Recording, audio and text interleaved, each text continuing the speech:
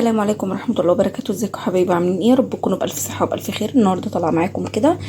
النهاردة 11 يوم لا 12 يوم رمضان. ده فطار 12 يوم رمضان هعمله معاكم. هنقول مع بعض المقادير.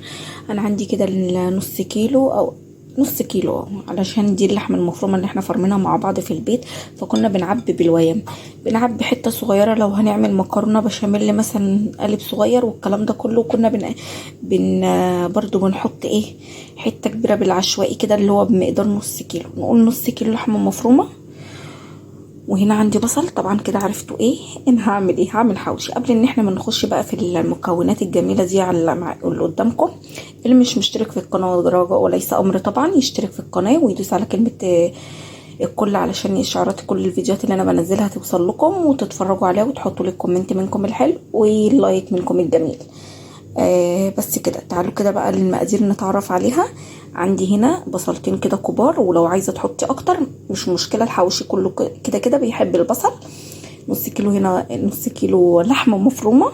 عندي هنا بصلتين كبار، بشرهم كده او تقطعيهم براحتك. عندي طماطميه هنا كبيره. هنا عندي بقدونس على عودين كده، كزبره صغيرين.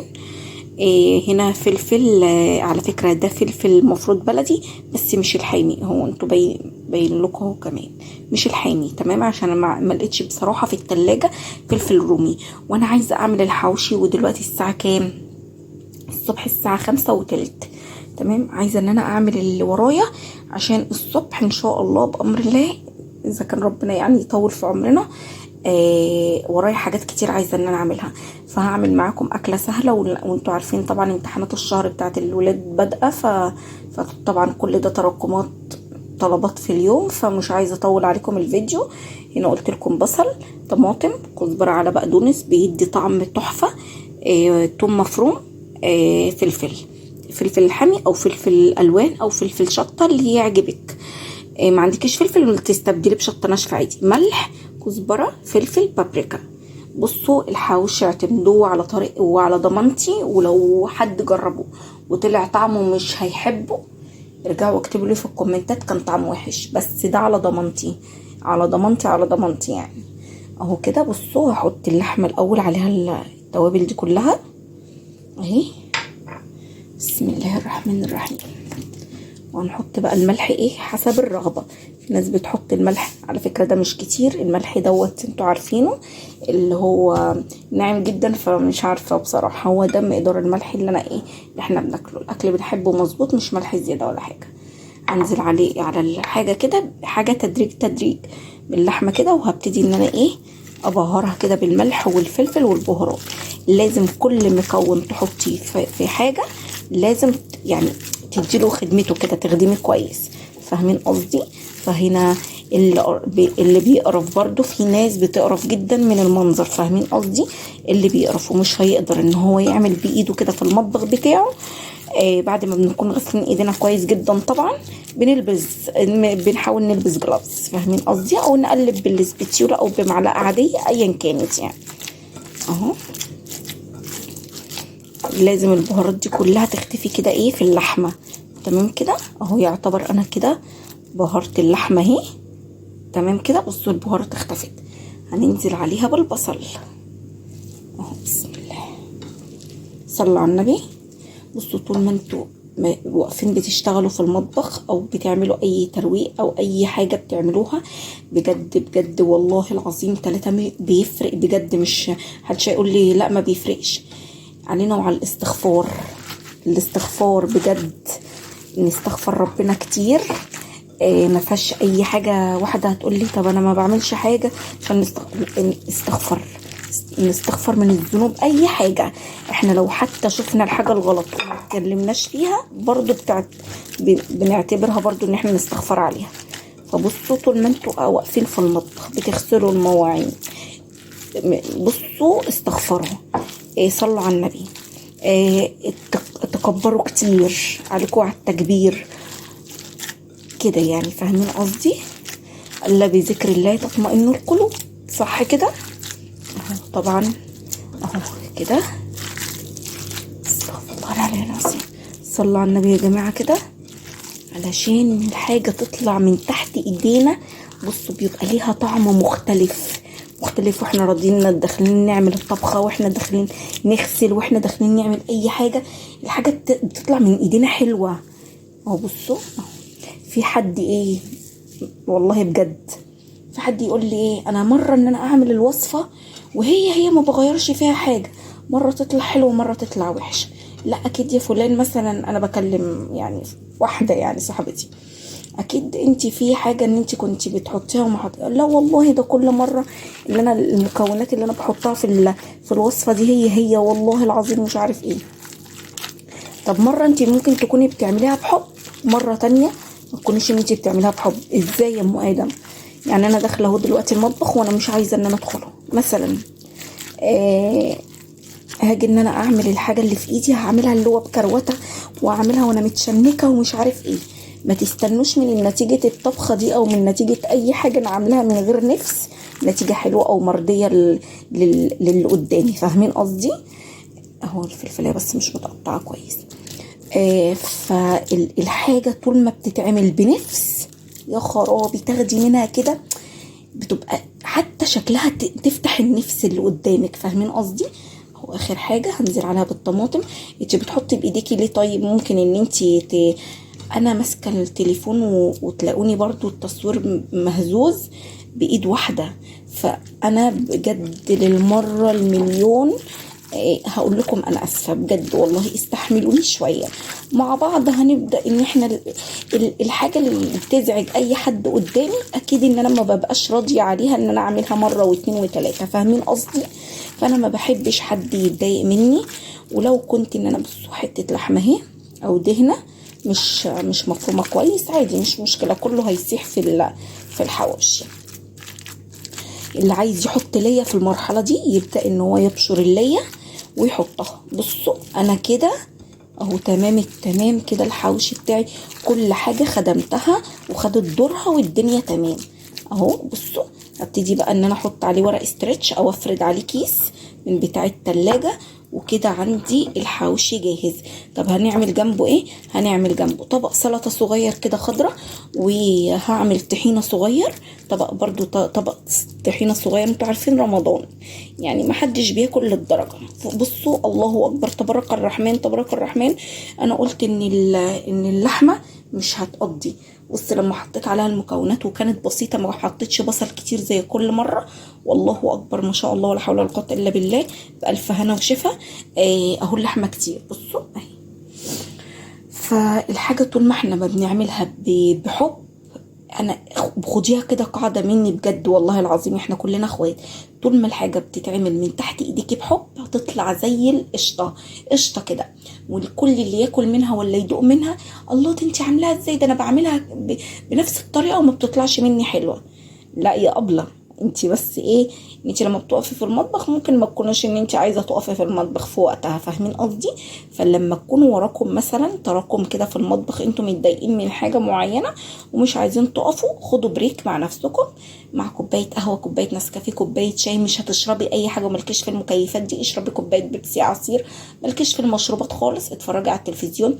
ملكيش في التلفزيون، امسكي التليفون بتاعك واستغفري، خشي على قناتك، خشي على قرآن كريم، أدعية، أي حاجة أي حاجة أنت بتحبيها وتستمتعي بيها إن هي بتهديلك أعصابك، اسمعيها أو اعمليها أو ردديها أو اقرأيها الكلام ده كله.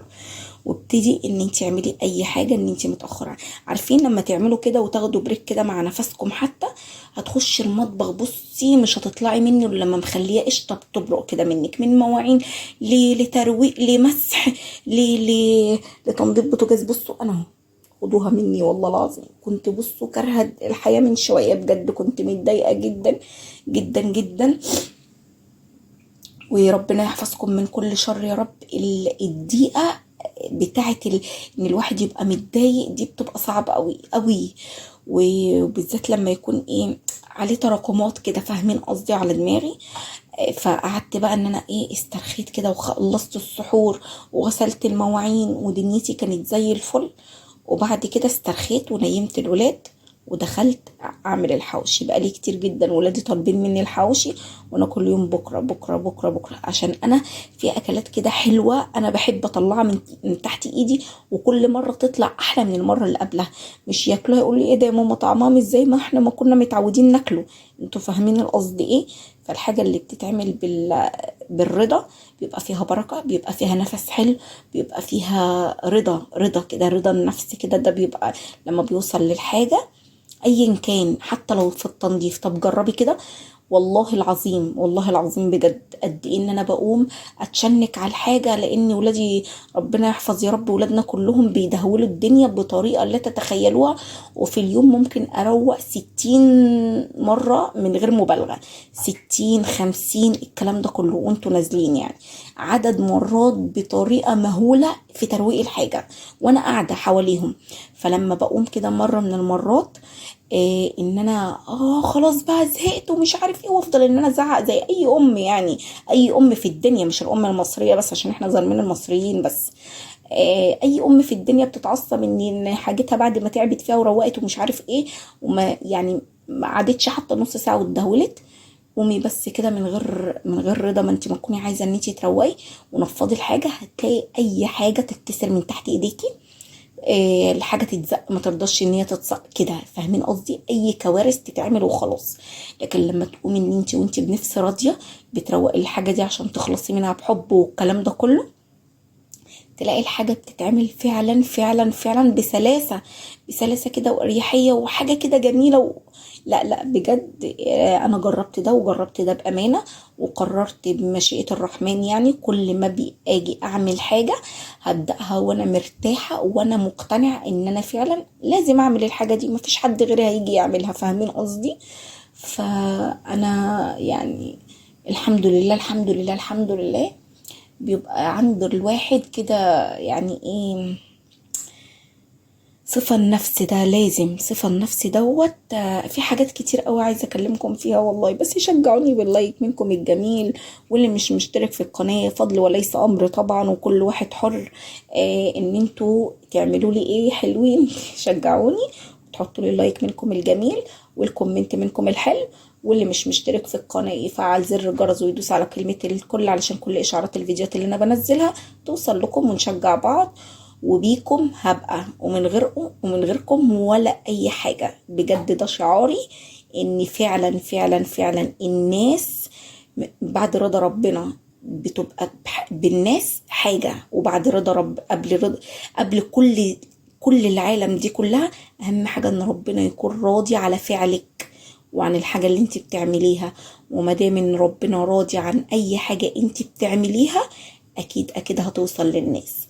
فعشان كده بقول لكم رجاء وليس امر طبعا من كل اللي بيشوف فيديوهاتي وبيتصفح كده على اليوتيوب بيخش، والله قناتي هتعجبكم جدا، واتمنى من الله فعلا فعلا ان هي يعني تنول اعجابكم. ومستنيه لايكاتكم منكم الجميله واللايك منكم الحلو. وهنعمل مع بعض ايه كمان بقى؟ من اول رمضان ما عملتش معاكم حاجه حلوه، مع انه ان انا عملتها بس من غير تصوير عشان كنت متضايقه. بصوا بقى متضايقه من ايه؟ اقول لكم انا عملت القطايف بالمكسرات وكانت تحفه وبالقشطه وكل حاجه. بس كنت ان انا متضايقه من ايه؟ ان لازم ان انت يا ماما تعملي القطايف، وانا لسه كنت طبخه ومخلصه المطبخ ومطحونه بمعنى الاصح، وكان عزومه والكلام ده كله وانتوا عارفين.